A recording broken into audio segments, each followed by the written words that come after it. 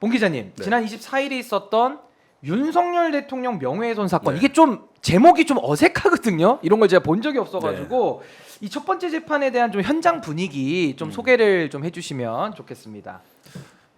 그러니까 윤석열 대통령이 2011년 대검 중수부 주인 검사를 했을 때 예. 대장동 대출이나 대장동 대출 브로커 조우영 씨의 범죄 혐의점을 잡고도 수사해주지 않고 봐줬다. 봐줬다. 이 의혹이 이제 지난 대선 기간에 JTBC 그리고 뉴스타파 등 여러 언론이 보도를 했는데 예. 이게 허위 사실이다. 허위 사실이므로 대통령의 명예를 훼손했다면서 대선이 끝나고 1년 6개월이 지난 뒤에 수사가 시작된 것이거든요. 아, 수사 착수를 네. 1년 6개월 뒤에 하나요? 그러니까 이제 공직선거법상 뭐 허위사실 유포 등으로는 못해요. 왜냐하면 공직선거법은 예. 선거 끝나고 6개월 안에 기소를 해야 되지만 그러니까 공소시효가 있으니까. 공소시효 때문에 그런데 예.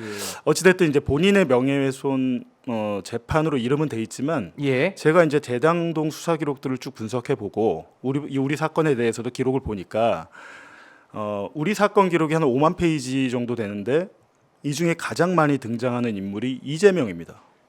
그 기록에. 네. 아하. 윤석열 명예훼손 사건에 왜 이재명의 이름이 가장 많이 나올까요? 그것만 봐도 처음부터 이 사건은 언론사도 압박하는 효과도 있지만 이걸 통해서 이재명을 잡아야겠다는 생각을 했던 게 분명해요. 아하. 네. 근데 하지만 11개월 동안 수사를 해봤는데 뭐 나올 리가 있습니까? 저희가 한 보도를 뭐 민주당이 소스를 줬다거나 도와줬다거나 배우가 있다거나 김만배가 배우였다거나 이런 예. 이제 자기들의 상상으로 수사를 시작했는데 무려 1년 가까이 수사를 했는데 증거가 하나도 안 나왔어요. 어허. 그렇다 보니까 지금 재판이 시작이 됐는데 재판장 판사가 이제 이렇게 얘기하는 거죠. 아니 이재명이 도대체 무슨 관계냐? 윤석열의 명예훼손을 윤석열의 명예와. 네, 명예훼손을 범죄 혐의로 입증하려면 그렇죠. 예. 이 언론사들이 아하. 허위 사실이란 걸 알면서 예. 고의적으로 비방할 목적이 있으냐 이것만 보면 되는데 아. 왜 이 언론사들에 대한 공소장에 이재명 공산당 프레임 이런 게 너무 많아. 그러니까 이재명 대표가 대장동 예. 업자들의 그 이익을 많이 빼앗아 갔다는 프레임을 김만배가 만들었다는 거예요. 원래는 둘이 이제 유착이 돼 있는데, 예. 근데 검찰이 그 이재명 프레임 같은 것들을 넣어 놓으니까 재판장이 화가 많이 났고 저는 그런 재판은 처음 봤는데 공판 준비기를 앞서 3번 했고 예. 엊그제 이제 이번 주 일요일에 이제 첫 재판이 열렸는데 그러니까 네 번째잖아요. 네 번째죠. 네 번째 공판이었는데 판사가 검사들을 무지하게 혼냈습니다. 아, 재판장이 네. 검사를 혼냈어요. 네 번 모두. 아. 그리고 심지어는 심지어는 들었구나. 예.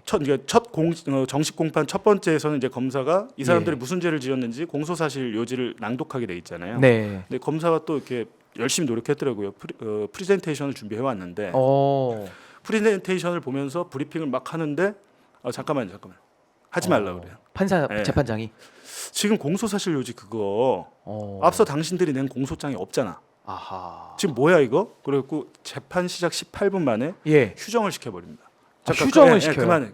하고 판사가 가서 프리젠테이션을 면밀하게 검토를 하고 와요. 20분 동안. 아, 재판장이. 네, 딱 와서 이제 하시는 말씀이 예. 이거 하지 마 오늘.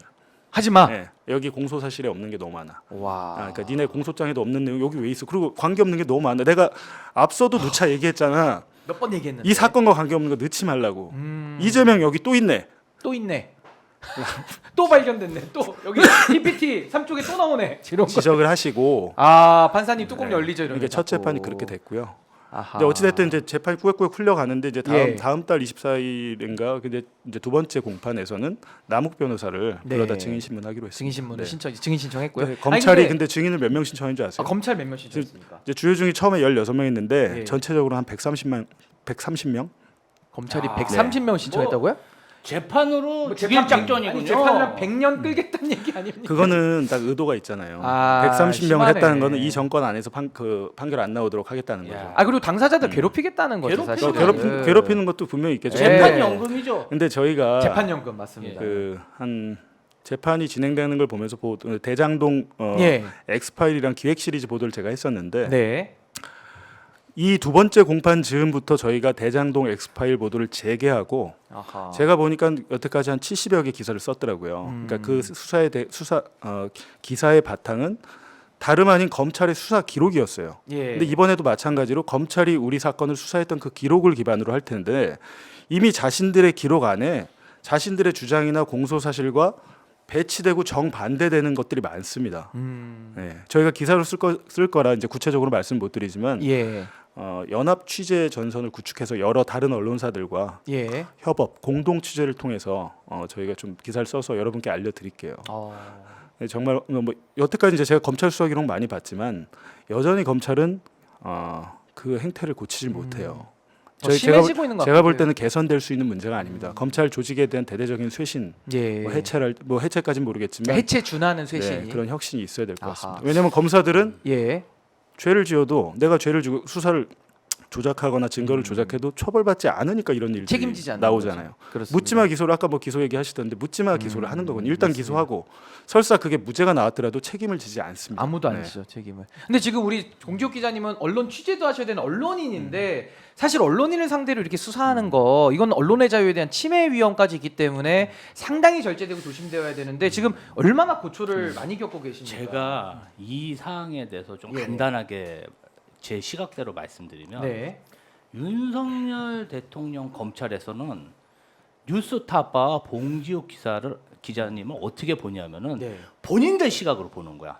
본인들이 어떠한 기획 선거 공작을 할 때 어허. 기자들하고 이렇게 면밀하게 오죽하면 서초동 편집장이라 그래요 검사들을. 그래서 뭔가 기획을 해서 딱 예. 터트리는데 그러면 뉴스타파 봉지욱이라는 분이 저런 기사를 냈을 때 뭔가 이익이 있지 않았을까? 그러면 누가 이익을 쫓아서 저런 것을 추구했을까? 그래서 지레짐작으로 예. 이재명 대표, 이재명 후보와 그 관계자들이 봉지욱 기자한테 뭔가 사주를 했을 것이다. 확신을 한 거야. 보도사주. 자기들이 맨날 그렇게 하니까 확신을 하고 예. 요거는 우리가 어떻게 보면 대선 공작이다. 확신을 가지고 뭔가 아니 근데 대선 공작인데 아까 말씀하신 것처럼 선거법 위반은 처벌을 못 하잖아. 그러니까 명예훼손으로 요 사건을 만든 거죠. 그래서 처음에는 봉지욱 기자님하고 뉴스타파보다 민주당이 대선 공작했다. 처음엔 그렇게 갔죠. 그런 야마가 훨씬 많았어요. 정말 민주당이 예. 대선 공작해서 뭔가 이 사건을 만들었다. 기사를 조작했다. 그래서 이렇게 몰고 갔는데 1년 동안 수사하면서 아무런 증거가 안 나온 거 아닙니까? 오히려 제가 이제 제 사건을 저도 수사 대비를 해야 되니까 돌아보니 예. 민주당에서 화천대유 TF나 뭐 이런 게 있었잖아요. 대장동 관련해서 대책팀이 있었잖아요. 거기서 저희한테 정영학 녹취록 좀 달라고 어허. 수사 기록을 민주당 뭐 김병욱 의원 등이 저에게 줬다라고 언론 보도가 작년에 많이 나왔잖아요. 근데 저 김병욱 의원은 아예 몰라요. 아예 모르는 누군지도 모르고 사이시고. 우연이라도 본 적도 없는데. 예. 그리고 제가 어떤 민주당에서 받은 자료 일부를 허재현 리포액트 기자에게 주었다. 이런 식으로 압수수색 영장을 발부를 받아놨어요. 허재현 기자도 몰라요. 예. 자기들이 이제 소설을 쭉 스토리를 구성했는데 증거가 안 나오잖아요. 안 나오죠. 그리고 오히려 그 반대되는 증거, 제가 재판에서 제가 갖고 있는 증거를 내면 어떡할 거예요? 어허. 민주당에서 정영 녹취록 달라고 합니다. 그리고 조호영 씨는 계속 도망다니면서 정영 녹취록 보고 싶다. 내가 천화동인 육고의 실제 주인인데 녹취록 혹시 나왔을까봐 걱정이 되는 거예요. 저희 연락을 피하고 도망다니니까 반론도 못 받고 그런 여러 상황이 있었는데 예. 모든 걸 다 무시하고 윤석열을 떨어뜨리기 위해서 민주당이나 김만배와 합작했다는 게 지금 검찰의 시각인데 말이 되나요? 아니 근데 저는 제일 궁금한 게 그리고 이제 막말로 진짜 제가 그냥 예. 이런 생각도 드는 게 마음 먹고 제가 했으면 그 대선 결과 그렇게 안 나왔을 겁니다. 아니 제가 진짜 마음 먹고 했으면. 근데 예. 보도를 그렇게 할 수 없잖아요. 보도를 저 혼자 합니까? 예. 당연히 제 위에 데스크들도 많고 그럼요. 팩트 체크도 거쳐야 되고 그리고 아무리 제가 하고 싶어도 물증과 그 증거 없이 제가 제 마음대로 제가 무슨 논평가도 아니고 그렇게 할 수 예. 없거든요. 그리고 아이. 더구나 JTBC는 작은 언론사가 아닙니다. 그렇죠. 큰 데니까. 뉴스타파는 아니 그래서 제가 얄짤 없는 데라. 제일 궁금한 게 뭐냐면 이게 언론과 관련된 보도니까 잘못됐다고 인식을 하면 언론중재위원회나 이런 제도의 절차를 밟으면 될 일인데 굳이 이런 거를 대통령에 대한 명예훼손이다 이렇게 취급한다고 하면서 형사 절차로 넘어가는 게 이제 너무 어색하다. 저는 이렇게 하나의 느껴지는 겁니다. 더 노림수가 있다고 봅니다. 어떤 노림수가 있죠? 이 사건을 수사하면서 네. 정말 엄청난 숫자의 압수수색을 했고 저도 통신조회를 받았어요. 수많은 진보 예. 어떤 활동가들의 통신조회 압수수색을 하면서 데이터베이스를 수집하는. 수집한 다음에 예. 별건 수사로 또 뭔가 저희를 탄압하려는 그러한 정보 수집의 목적도 있지 그러니까 제가 않았을까 봤을 하는 때 저는 이런 그런 목적도 의심도 있을 가지고 것 아니, 그건 같아서 의심이 아니고요. 의심을. 검찰이 실제로 엔디파스란 프로그램이 있어요. 검찰이 검찰 운영하는 프로그램. 이 엔디파스란 프로그램은 통신영장이나 계좌영장으로 확보한 예. 그 결과물들을 뭐 통화 내역이랄지 계좌의 입출금 내역 같은 것을 많잖아요. 수사관 몇 명이 할 수 없는 정도의 방대한 양이기 때문에 예. 그 자기들이 확보한 그 정보들을 엔디파스 프로그램에 넣으면 거기서 엔디파스 프로그램이 일종의 AI 프로그램 같이 정리해 줍니다. 그러면 봉주욱의 그 통신영장을 기반으로 한 자료들을 넣으면 예. 봉주욱의 전체 인맥 관계 그리고 오. 봉주욱과 누가 가장 많이 연락을 했는가 연락 이런 많이 것들을 했는지. 분석을 해서 보여주는 프로그램이 있어요. 지금 어허. 검찰이 지금 활용하고 실제 있는 거. 갖고 있다는 거죠? 그렇기 때문에 그것들을 만약에 그 엔디파스에서 프로그램 한 그 결과물들을 또 디넷 디지털 수사 정보 시스템이라는 디넷에 넣어놓고 우리가 이제 디지털 캐비넷이라고 하잖아요. 갖고 있는 거예요. 그러다가 나중에 뉴스타파에서도 어떤 사건이 발생했다. 끄집어내는 거죠. 필요에 의해서 검찰 그렇죠. 필요에 네, 네. 의해서 그러니까 우리가 사실은 그 영화에서 봤던 여태까지 예. 영화에서 봤던 일들이 벌어지고 있는 겁니다. 지금 현재 실제로. 현실에. 예. 다만 우리는 우리의 세금으로 그런 것들을 다 구매하고 유지하지만 예. 검찰이 우리에게 말하지 않고 모든 이런 검찰의 이런 뭐랄까요 편법적인 행위들을 그 대검찰청의 예규 정도의 기반을 두고 있는 거거든요. 법률에 아무런 근거가 없어요. 근데 이런 게 다 영장주의 위배거든요, 네. 사실은 실질적으로는. 맞습니다. 저는 예.